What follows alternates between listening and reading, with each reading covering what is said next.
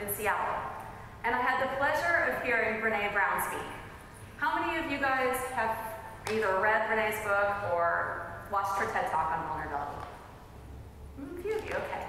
Well, last I checked, 16,915,072 people had watched that TED Talk, so I thought a few of you might be in the room. If you haven't, there were a lot of people without hands. I suggest you watch it, and just that takeaway will make you glad you came to my session, because she's really amazing. So I'm going to give you a bit of a summary about Brené and her work. Brené tells us she focuses in on fear and grief and shame or extreme vulnerability. And she basically tells us that people who have the greatest sense of love and belonging feel worthy of that love and belonging. They make themselves vulnerable, they allow themselves to connect with people, they create connection with people, they have the courage to not be perfect. And all of that, underlying all of that, is a sense of vulnerability. Vulnerability is a willingness to do something with no guarantees. Invest in something that might not work out. And engage with our whole hearts. Vulnerability is about doing something and making something that's never happened before. My story today starts and ends with tales of vulnerability. Now, I mentioned that vulnerability can create pain, it can create fear, it can create grief, it can create embarrassment, but it's also the birthplace of joy and creativity and innovation and change. So, back in 2008, I was working at Microsoft with a team of people building experiences for our high potential leaders. I was working with a global population, and I was looking at what experience our hypos should have in 2010. So it's 2008, I was thinking ahead 2 years, and it would be year 3 of the program for those professionals. And I was trying to figure out what experience to give them. Now, it was an interesting time for us as a company. There was a lot of global change, and for that, in that year, it was anticipated that PC sales in the emerging markets would exceed those in the US. So as part of looking for development experiences for our leaders, I wanted to prepare them for that change. One day, I got an email inviting me along to a workshop at Ernst & Young.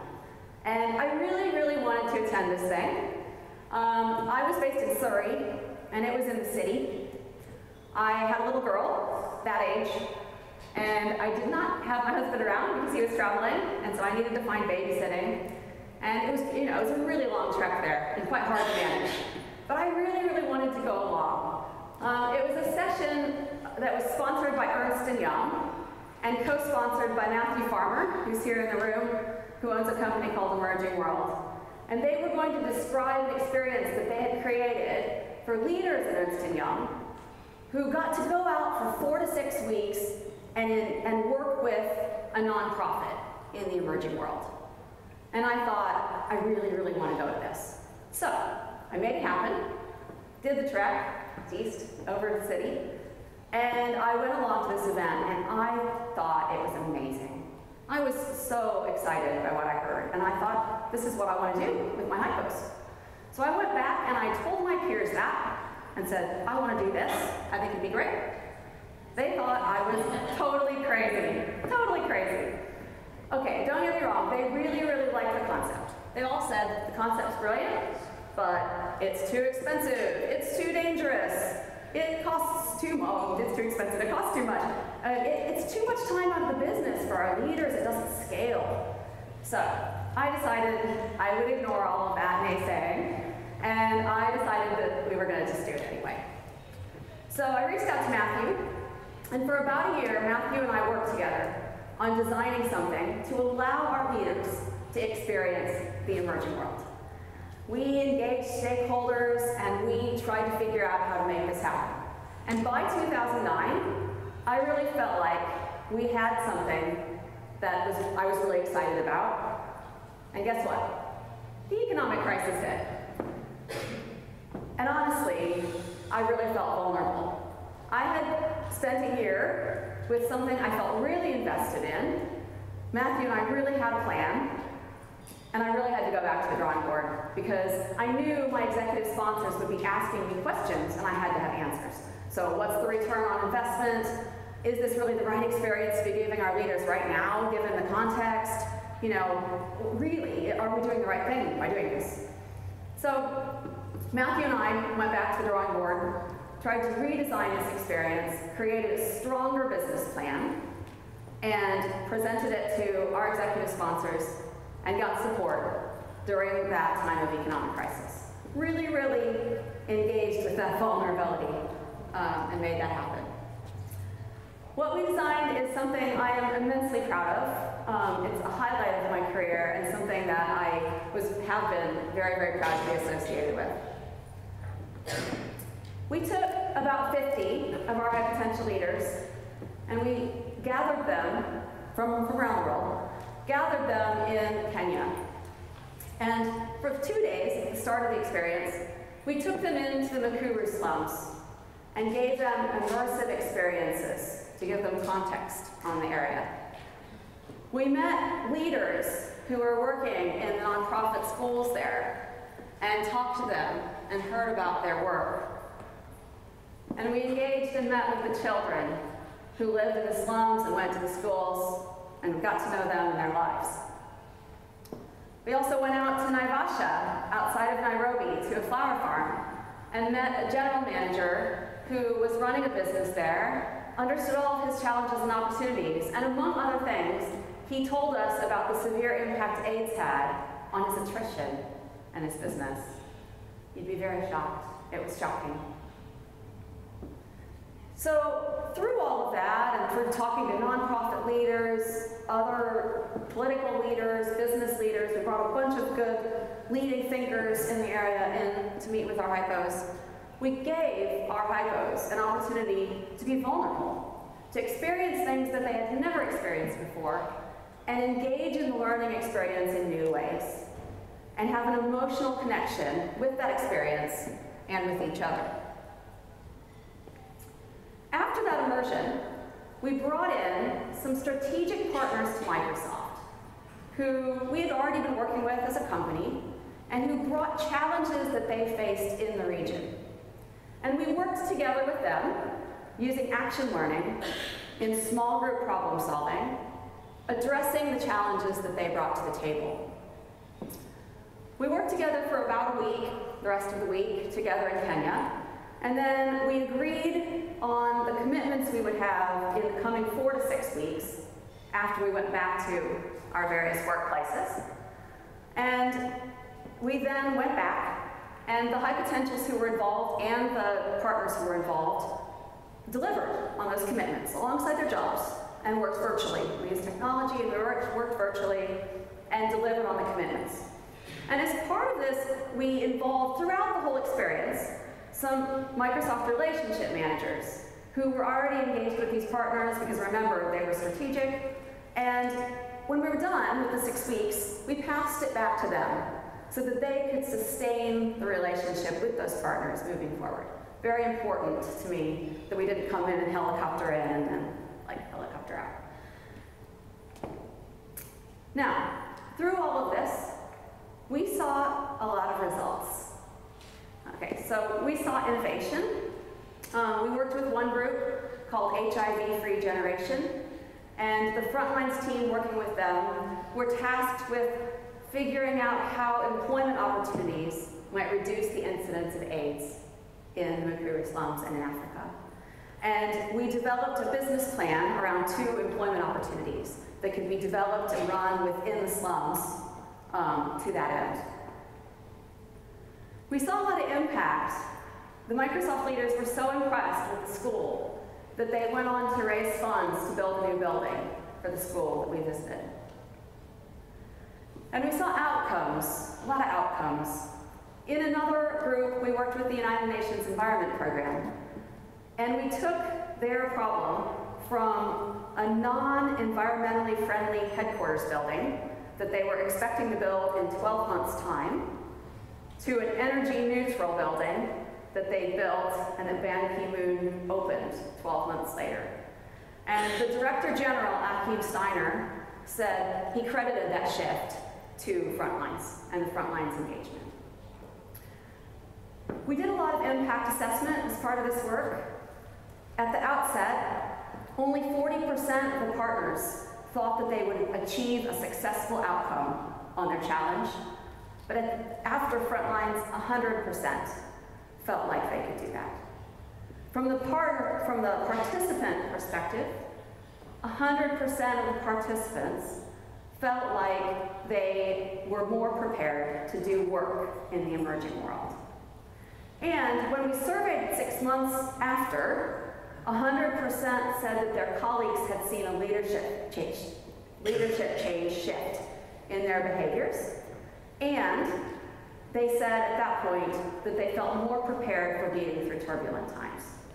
All outcomes we were very proud of. But maybe for me personally, one of the outcomes I felt most proud of was at Christmas after the first year of this event, where I got a card from one of my year 1 participants. And he wrote in the card, "Thank you for changing my life." After 2 years in this program, and working on this program, I had to move on. And I can't tell you how hard it was for me to leave this work behind. But what I can say is, when I moved on, it continued to exist. It exists today as part of Microsoft's Executive Leadership Development Program. And they've continued to run it in the Philippines and Ghana with the assistance of Matthew and others. And I'm really, really proud of that legacy. Very proud of that legacy.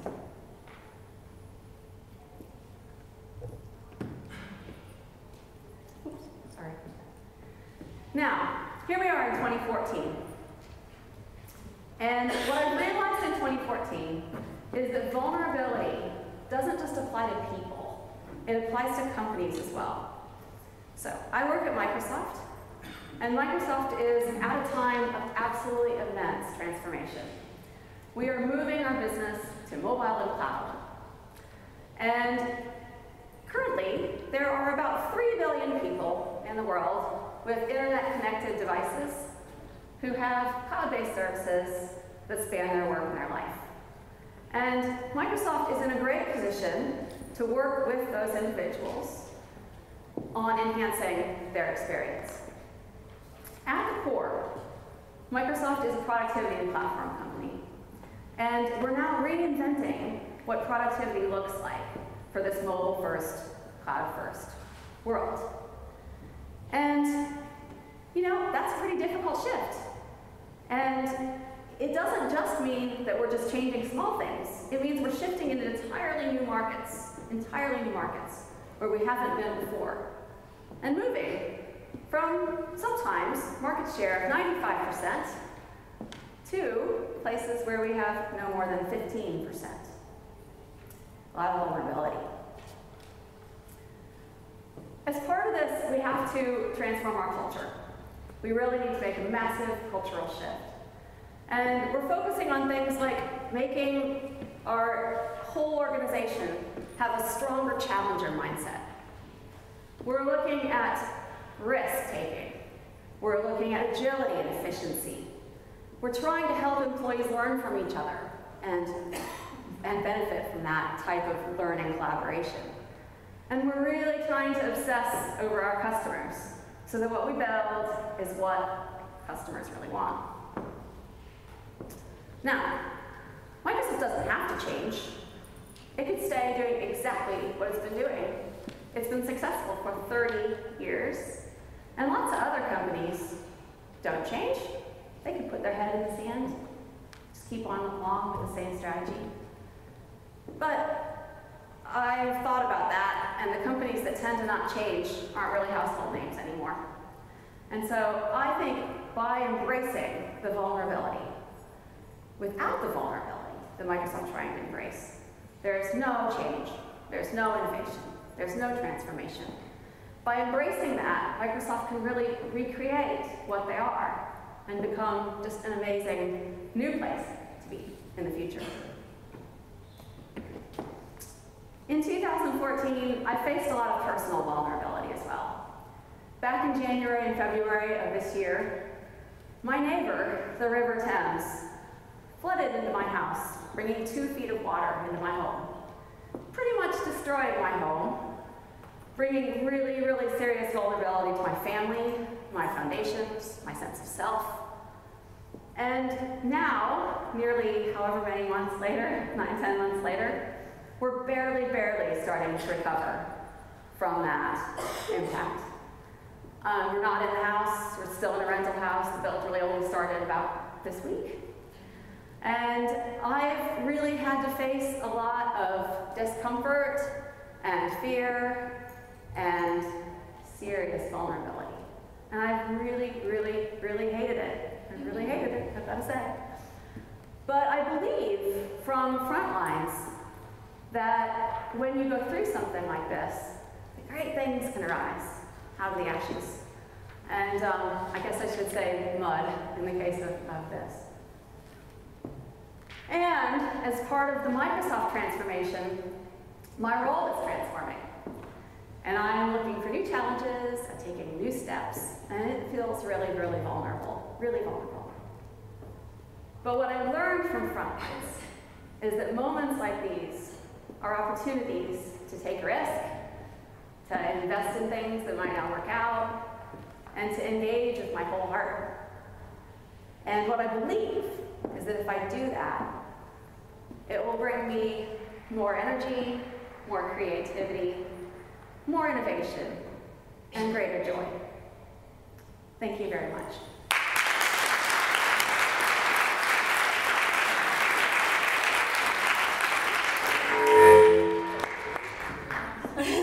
Wow, what a powerful presentation. Thank you, Shannon.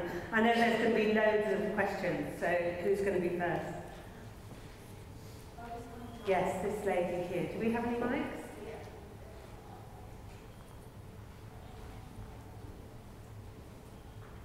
It was a lovely presentation, Shannon. Thank you very much. I'm really interested in how you take the message of vulnerability that you've obviously started to generate internally to the external context. So if I think of Microsoft, I get no sense of it actually being explicit about that sense of vulnerability, given that your marketplace and the way we use computing is changing so rapidly. So if you have any reflections on that. Yeah, I do. I think you probably know we have a new CEO, Satya. And Satya's been part of Microsoft a long time. It's a good question, by the way. Satya's been part of Microsoft a long time, and I actually had the pleasure of working with him in a role. I've been there 17 years, so in a different role. And he is a really genuine, authentic, vulnerable man. And I think as I see him engage with the external market, I think he brings a lot more honesty and transparency and vulnerability to the external marketplace. I think I've always felt like at Microsoft that what's inside Microsoft and what's represented outside don't necessarily match. I think that's probably true for lots and lots of organizations. But I like Satya as a face for Microsoft, and I think if people listen to him, they'll start seeing a lot more of that Microsoft vulnerability. Right. Who's that?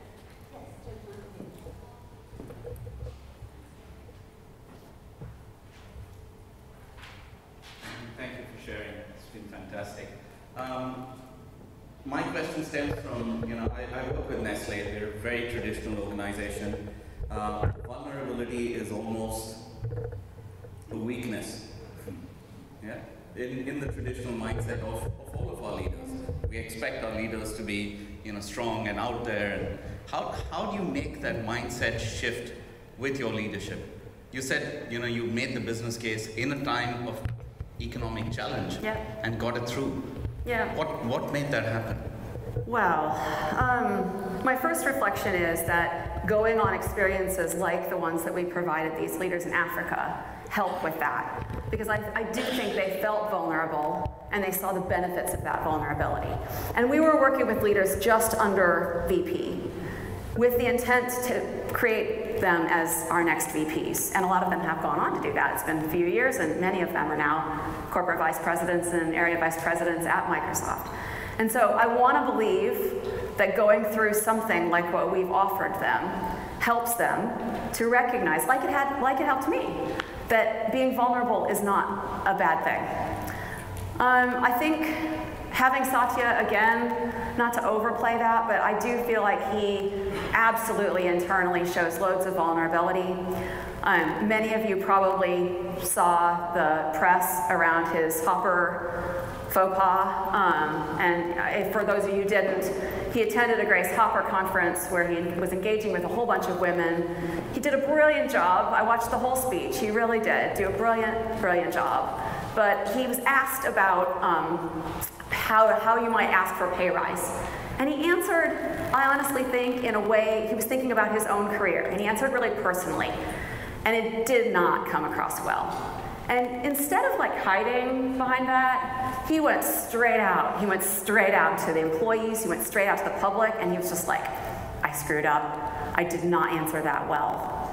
And I think if he's demonstrating that kind of vulnerability, then hopefully it's role modeling for the rest of our leadership. Thank you.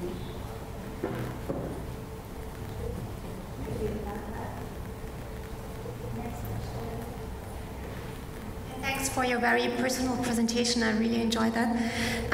Coming a bit naughty, maybe, how do you measure the benefit for the company of giving these leaders the opportunity to become vulnerable? Do you use any specific KPIs for that? How do you do that with that? Well, I don't know if I can comment on vulnerability overall, but I can absolutely comment on the Frontlines program, where that was part of what we were doing there. We worked really, really hard on impact assessment around Frontlines, thinking about it from the perspective of the participants, the company, and the partner companies that we were working with. And we measured impact on all three of those dimensions. And it was by far the most successful program I've ever worked on in terms of measured impact on all of those fronts. On the participant front, we looked at specific leadership skills and focus areas that we wanted to develop that we knew would benefit our leaders based on the changes that were happening in the marketplace. So we were very specific about the design to try to address those. So we wanted better global awareness. We wanted better ability to be able to engage with government officials based on where these people were in their career. We wanted them to understand the strategic benefits of corporate social responsibility and see that that could bring advantage. We wanted them to build certain kind of leadership skills around questioning and dealing with ambiguity. And so we did surveys measuring all of that in advance. We measured these specific things again 6 months later, and we were really, really deliberate about it. At a company level, we were looking at, is this providing company value? And when Matthew and I went back to kind of redesign, we looked really hard at that part, because I knew that would help to get the business behind what we were trying to do. So we had considered using nonprofits that were different, that I thought, well, that would add value because it'd be a really, really different environment for our leaders to go to and work within. And we decided, well, we can still do that, but we should start with strategic partners to us that we already have relationships with. And let's support that relationship because that brings broader business value. And indeed it did. I mean, all those partners said that their relationship with Microsoft was better. Those partners all got the benefit of the development experience and commented positively on that. And so there were really big business benefits to those longer-term relationships that we were trying to develop and grow. And then I think from a company perspective, you know, this one's harder to measure and we're still looking at it because it's more about long-term, but retention of this talent and making sure that they get to move on to new opportunities. And I have less measurable data on that because it's an ongoing measure, but anecdotally, I've had a lot of that first-year population go into more senior roles, take on bigger challenges, go into the emerging markets. Some of them came directly back to me and said, I did this because of Frontlines. So I hope that answered the question. Fabulous. We don't have time for any more questions right now, but I know Shannon will be happy to answer any in the breaks or around the rest of the conference. But for now, in the interest of time, we'll need to move on. If you could put your hands together.